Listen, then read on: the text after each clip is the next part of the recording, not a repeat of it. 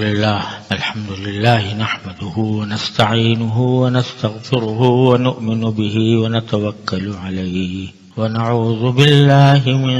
شرور أنفسنا ومن سيئات أعمالنا من يهده الله فلا مضل له ومن يضلله فلا هادي له وأشهد أن لا إله إلا الله وحده لا شريك له وأشهد أن سيدنا وسندنا ومولانا محمدا عبده ورسوله صلى الله تعالى عليه وعلى آله وأصحابه وبارك وسلم تسليما كثيرا۔ حضرت والا قدس اللہ تعالیٰ سرہ نے ارشاد فرمایا کہ چند صورتوں میں خاص لوگوں کی غیبت کرنا جائز ہے۔ اول، مظلوم شخص ظالم کی شکایت اگر افسر اعلیٰ تک پہنچائے اور اپنے اوپر سے ظلم دور کرنے کی نیت سے اس کے مظالم بیان کرے تو گناہ نہیں۔ غیبت کے گناہ کی شدت اور اس سے بچنے کی اہمیت پچھلے دو مجلسوں میں عرض کی گئی ہے۔ اللہ تبارک و تعالیٰ اپنے فضل و کرم سے اسے بچنے کی توفیق عطا فرمائے۔ لیکن شریعت نے کوئی بھی حکم ہمیں ایسا نہیں دیا جو ہماری طاقت سے باہر ہو یا جس سے ہمیں کوئی نقصان پہنچے یا نقصان کی مدافعت میں رکاوٹ پیدا ہو۔ اس لیے جہاں غیبت حرام ہے اور بہت سخت حرام ہے، وہاں بعض مواقع ایسے ہیں جن میں دوسرے کی کوئی برائی بیان کرنا بعض جگہ پر تو جائز ہے اور بعض جگہ واجب ہو جاتا ہے۔ مثلا اگر کسی شخص پر ظلم ہوا اور وہ کسی ایسے شخص کے سے اپنے ظلم کا بیان کرے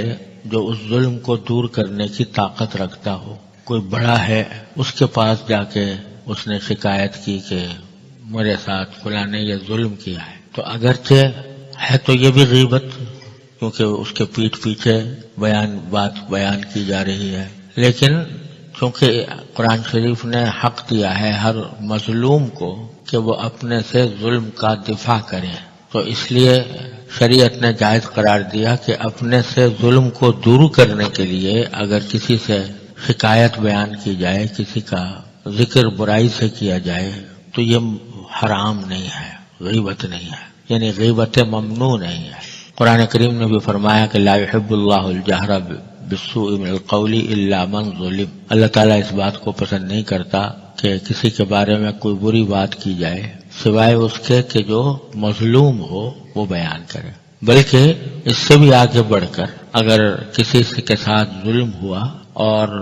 وہ اپنا وہ ظلم کسی ایسے شخص سے بیان کرے جس کو ظلم پر قدرت تو نہیں ہے، ظلم دفع کرنے پر قدرت تو نہیں ہے، لیکن اس کے پاس کوئی اور چارہ نہیں ہے، وہ کسی ایسے حاکم سے اس کا تعلق نہیں ہے کہ اس کو جا کر بیان کر سکے، ظلم کو دفع کر سکے، لیکن اس کا دل ٹوٹا ہوا ہے، دل زخمی ہے، تو اپنے دل کی بھڑاس نکالنے کے لیے بھی اگر وہ بیان کرے اپنے کسی دوست سے، کسی عزیز سے، تو اس کی بھی گنجائش ہے۔ لیکن جو منع ہے وہ یہ کہ اس ظلم کا بیان کرتے ہوئے آدمی گالی گلوچ شروع کر دے، لفظ برے استعمال کرنا شروع کر دے، اس خبیث نے ایسا کیا، اس شیطان نے ایسا کیا، یہ الفاظ استعمال نہیں کرنے چاہیے۔ جو ظلم ہوا، جتنا ہوا، اس کو بیان کر دے۔ تو ایک تو یہ موقع ہے جہاں دوسرے کا ذکر برائی سے اس کے پیٹھ پیچھے بھی کرنا شریعت نے جائز قرار دیا۔ دوسرا، حضرت فرماتے ہیں کہ دوسرا وہ شخص ہے کہ کسی آدمی کوئی کسی شریعت کے خلاف کوئی کام کر رہا ہے، بدعت کا ارتکاب کر رہا ہے، تو اس کا ذکر کسی ایسے شخص سے کیا جائے کہ جس کو اس بات پر قدرت ہو کہ اس برے کام سے اس کو روک سکے، تو وہ بھی کوئی گناہ نہیں ہے۔ اور تیسری بات جو حضرت نے فرمائی وہ یہ ہے کہ کسی سے آپ نے کوئی معاملہ کیا اور آپ کو پتا ہے کہ یہ شخص بد معاملہ شخص ہے، لوگوں کے پیسے لے کر کھا جاتا ہے، لوگوں کے حقوق غصب کرتا ہے۔ اب کوئی آدمی اس کے ساتھ کوئی معاملہ کرنا چاہ رہا ہے تو آپ اگر اس کو حقیقت حال بتا دیں کہ بھئی ذرا محتاط رہنا، یہ آدمی معاملے کا ٹھیک نہیں ہے، تو یہ بھی غیبت نہیں ہے، یعنی ممنوع نہیں ہے۔ کسی نے کسی کو نکاح کا پیغام دیا ہے اور اس نکاح کے پیغام کی وجہ سے وہ آپ سے مشورہ کر رہا ہے کہ بھئی فلاں آدمی کا رشتہ آیا ہے، آپ بتائیے کہ وہ کیسا آدمی ہے۔ اگر اس کے بارے میں آپ کو یہ بات معلوم ہے کہ اگر اس کا رشتہ یہ ہو جائے گا تو یہ نقصان پہنچائے گا، تو جو حقیقت حال ہے وہ اگر بیان کر دیں تو یہ بھی غیبت ناجائز نہیں ہے۔ یا کسی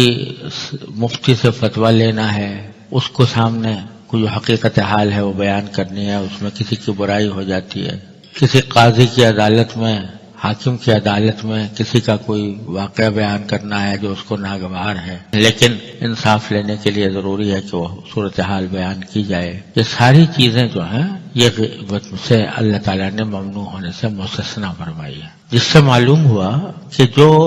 دوسرے آدمی کا پیٹھ پیچھے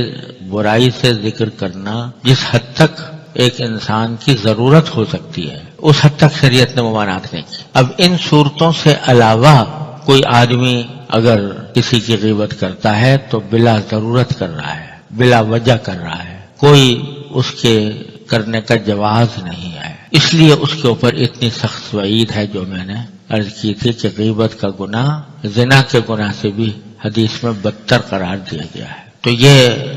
تفصیل ہے اس حکم کی، اس لیے حضرت نے بھی بیان کر دی کہ جب غیبت کے گناہ کا ذکر آتا ہے تو بہت سے لوگ اس قسم کی ضروری چیزوں کو بھی غیبت میں شامل کر لیتے ہیں اور اس کی وجہ سے اس سے بچتے ہیں، بعض اوقات نقصان اٹھاتے ہیں، بعض اوقات یہ سمجھتے ہیں کہ بھئی غیبت سے بچنا تو ناممکن ہے۔ شریعت نے جتنے جائز راستے سے وہ کھول دیے، اب جو کچھ بھی ہے وہ بلا وجہ کی بات ہے، کوئی ضرورت نہیں ہے، محض اب